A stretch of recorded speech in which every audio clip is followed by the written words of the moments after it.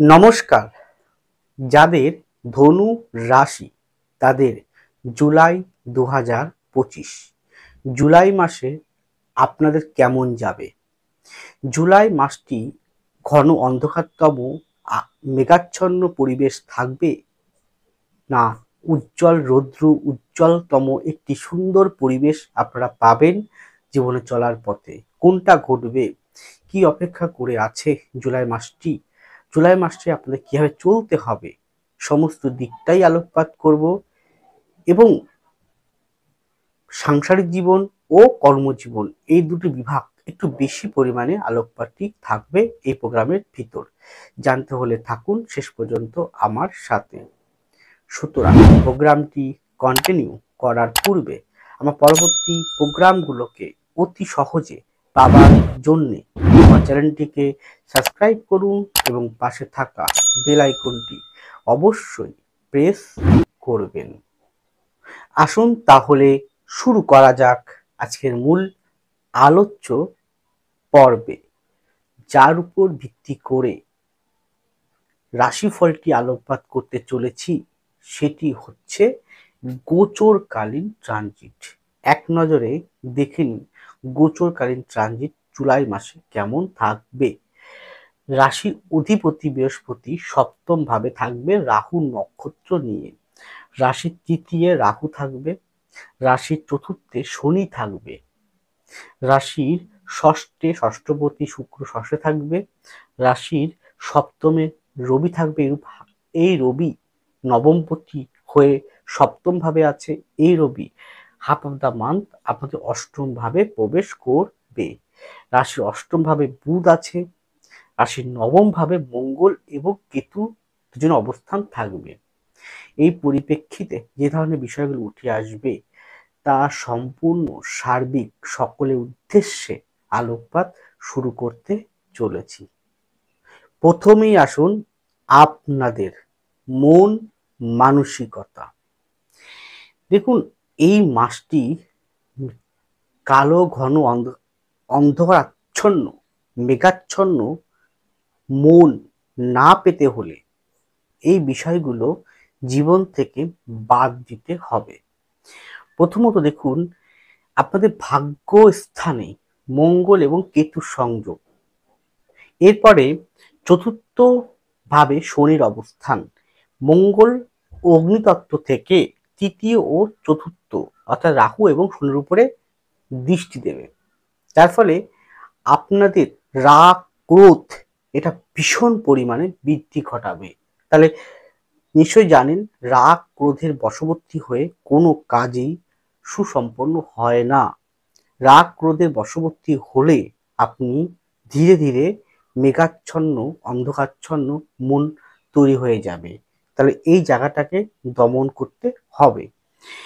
দ্বিতীয়ভাবে বুধের একটা দৃষ্টি আছে ঠিক, কিন্তু অষ্টম ভাব থেকে, এবং এখান থেকে আপনাদের দ্বিতীয় পতি শনির উপরে মঙ্গলের অষ্টম দৃষ্টি রয়েছে।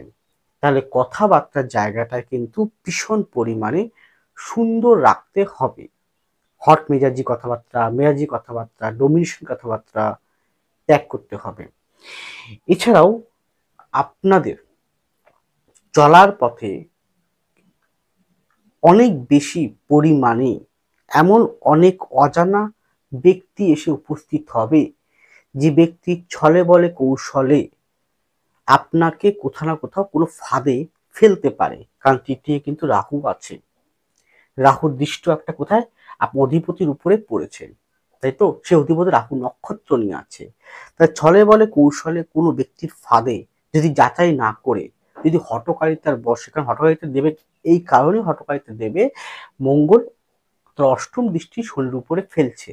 তাহলে হঠকারিতার বশে যাচাই না করে, একটু না চিনে যদি আপনি সেই ব্যক্তির ফাঁদে পা দেন, সেই ফেকধারী এবং সেই অসৎ ব্যক্তির পাদে পা দেন, তাহলে অনেক পরিমাণে আপনি ক্ষতিগ্রস্ত হবেন এবং এই মন্তর মননে কালো মেঘাচ্ছন্ন আপনাকে ঘিরে ধরবে।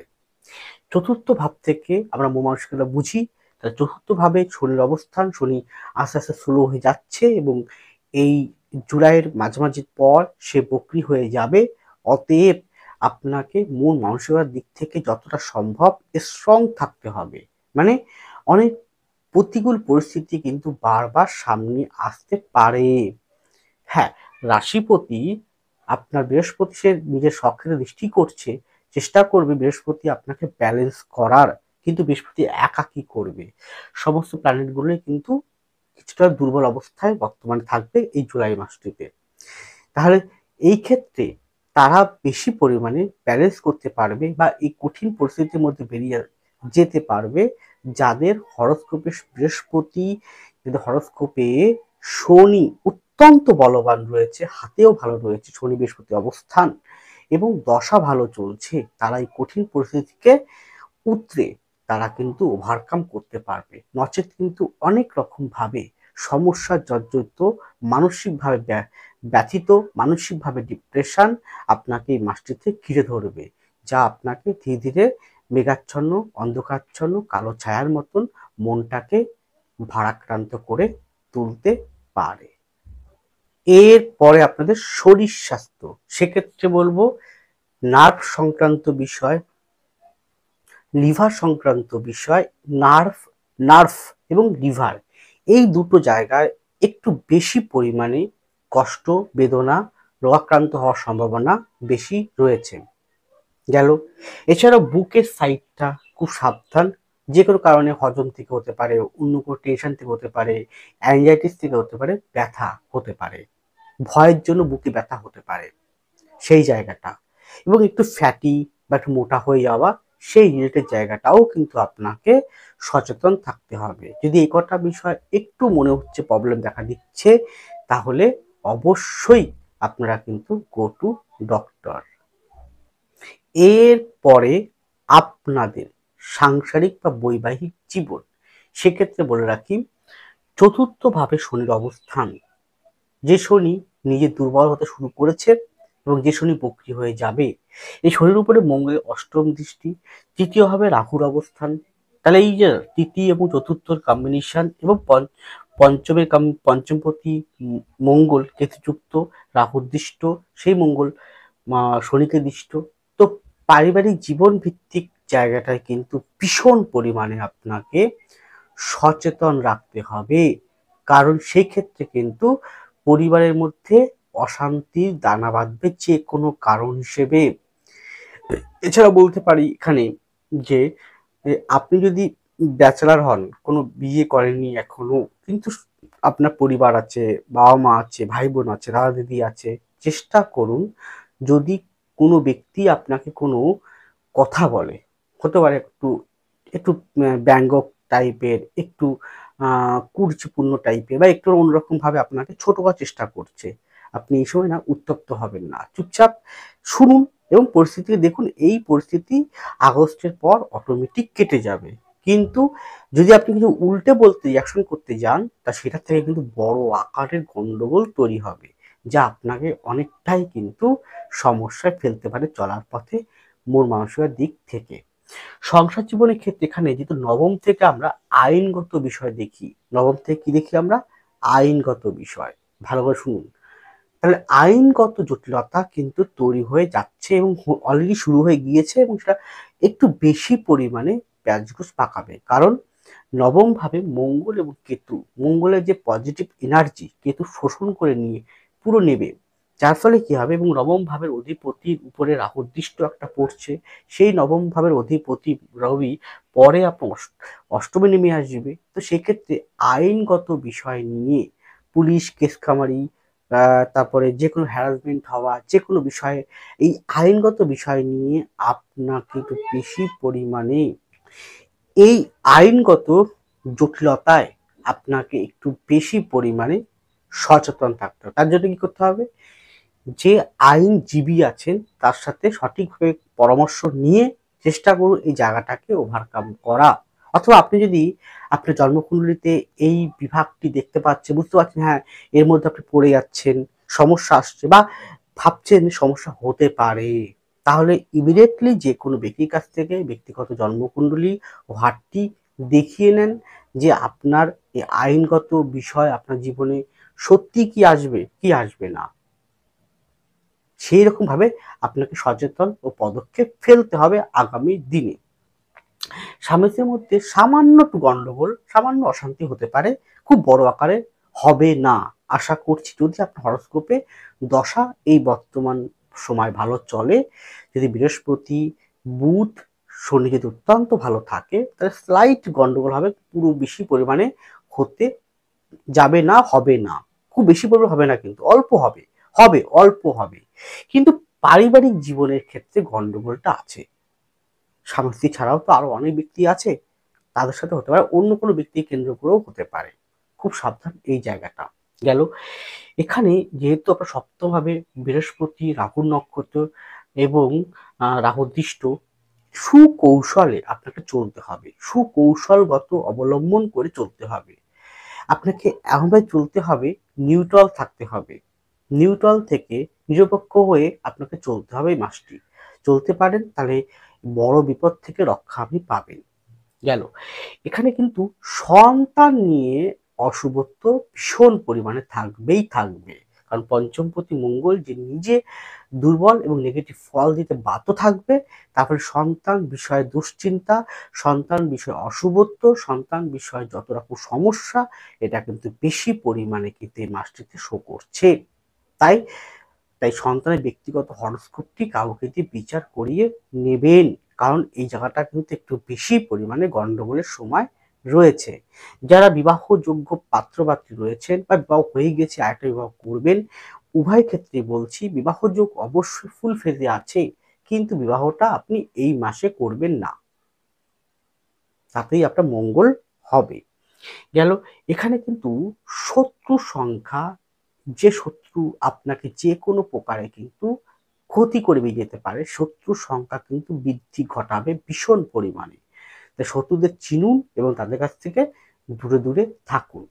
মায়ের শরীর স্বাস্থ্যের ক্ষেত্রে কিন্তু অবনতি, মায়ের মন মানসিকতার ক্ষেত্রে অবনতি, মায়ের কোনো রেয়ার কোনো দুর্ঘটনা বা রেয়ার কোনো শারীরিক অপারেশন বা শারীরিক কোনো বিষয় এই মাসটিতে একটু বেশি পরিমাণে শো করছে। তাই মায়ের জায়গাটাও যথোপযুক্ত যত্নবান থাকা এবং ডাক্তারের পরামর্শ অনুযায়ী চলা, এই দুটো করতে হবে।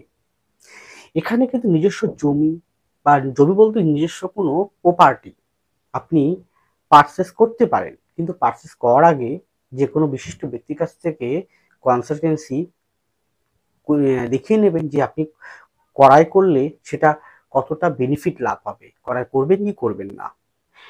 এখানে কিন্তু হঠাৎ প্রাপ্তিযোগ শো করছে, কারণ আপনার দশমপতি অষ্টমে, সপ্তমপতি অষ্টমে হঠাৎ প্রাপ্তিযোগ শো করছে এবং লগ্নপতি রাশিপতির উপরে রাহু দৃষ্ট, সেটা রাহু নক্ষত্র নিয়ে আছে, প্রাপ্তিযোগ শো করছে। সেটা যে কোনো দিক থেকে হতে পারে, সেটা পৈতৃক সূত্রে হতে পারে বা শ্বশুরবাড়ির দিক থেকে হতে পারে, অন্য কোনো ক্ষেত্রে হতে পারে, প্রাপ্তিযোগ কিন্তু শো করছে। কিন্তু প্রাপ্তি আপনার কতটা হবে কিনা সেটা নির্ভর করছে আপনার ব্যক্তিগত জন্মকুণ্ডলী। সুতরাং মেঘাচ্ছন্ন ঘন অন্ধকারময় জীবন যদি না পেতে হয়, তাহলে অবশ্যই আপনাকে সচেতন থাকতে হবে, সাবধান থাকতে হবে। আর যে বিষয়গুলো বললাম এগুলোকে সতর্ক স্বরূপ আপনাকে ওভারকাম করে এগিয়ে চলতেই হবে।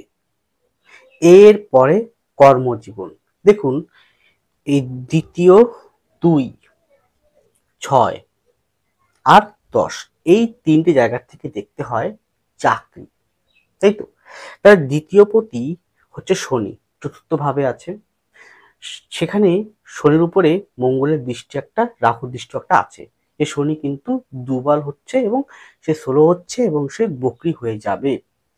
ষষ্ঠপতি ষষ্ঠ স্থান আছে, দশমপতি চন্দ্রের ক্ষেত্রে আছে, পরে এই ঘরেই বুধ আবার বকরি হবে 18 তারিখে। তাহলে এই ক্ষেত্রে চাকরির যোগ আছে, চাকরির যোগ অবশ্যই আছে, কিন্তু চাকরিটা জন্মস্থান থেকে দূরে গিয়ে হবে, কাছাকাছি চাকরির যোগ নেই।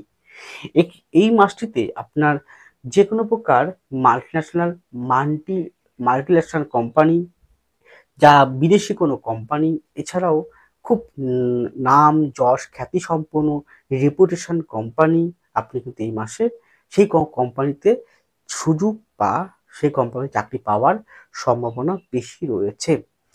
এছাড়াও যে কোনো প্রকার ব্যাংকিং সেক্টর, যে কোনো প্রকার মার্কেটিং সেক্টর, এই সংক্রান্ত সেলস ডিপার্টমেন্ট, এই সংক্রান্ত চাকরির যোগ কিন্তু অবশ্যই আছে। কিন্তু চেষ্টা করুন চাকরির স্থলটায়, যেহেতু দ্বিতীয় থেকে ধন বুঝি আমরা, সেই ধনের অধিপতি শনি এইখানে মঙ্গলের দৃষ্টি আছে। তো আপনি আপনার টাকা পয়সা সংক্রান্ত রিলেটেড জায়গায় চাকরি ক্ষেত্রে একটু বুঝে শুনে খরচ করতে হবে, বা লেনদেন করার ক্ষেত্রে বুঝে শুনে আপনাকে চলতে হবে, না হলে কিন্তু টাকা পয়সা সংক্রান্ত জায়গা থেকে ডিসপুট গন্ডগোল তৈরি হবে। গেল। এরপরে আরো আছে। এরপরে এখানেই ব্যবসা দেখার জন্য কি করতে হয় আমাকে, আমাদের ৩ দেখতে হয়, ৩, ৭ এবং ৩, ৩, ৭, ৯, তারপরে দেখতে হয় ১০, 11। এই ক্ষেত্রেও ব্যবসার জায়গাটাও কিন্তু অবশ্যই ভীষণ, চাকরির থেকে ব্যবসার জায়গাটা বেশি গ্রোথ আছে।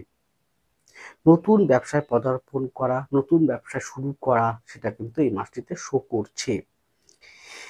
যে কোনো প্রকার এখানে মার্কেটিং, যে কোনো প্রকার অর্থনৈতিক, যে কোনো প্রকার ঔষধ বা মেডিসিন সংক্রান্ত জায়গাটায় কিন্তু ব্যবসার উন্নতি আছে। এছাড়াও এখানে শুধু বলবো যে ব্যবসা করার ক্ষেত্রে যে পার্টনারশিপ, যেহেতু সপ্তম ভাবে বৃহস্পতি, কম্বাস, রাহু নক্ষত্র, রাহু দৃষ্ট, তো কি হতে পারে এক্ষেত্রে পার্টনারশিপ বা অংশীদারত্ব, বা আপনার সঙ্গে ২-৩ জন একসঙ্গে কোনো ব্যবসা করছেন, সেই টাকা পয়সার লেনদেন সংক্রান্ত জায়গাটায় বুঝে শুনে চলতে হবে, কারণ ওই জায়গাটায় গন্ডগোল রয়েছে। গেল। এরপরে যে কোনো প্রকার শৌখিনত্ব, আর্ট ওরিয়েন্টেড জায়গাটা উন্নতি আছে। গেল। এখানে যারা যে কোনো প্রকার কনসালটেন্সি দিচ্ছেন, কনসালটেন্সি, যে কোনো কনসালটেন্সি, কনসালটেন্সি বিভাগের উন্নতি অবশ্যই আছে। কিন্তু এই মাসটিতে উন্নতি হলেও সে উন্নতি গ্রোথ বা উন্নতি যে দ্রুত উন্নতি হবে তা কিন্তু নয়।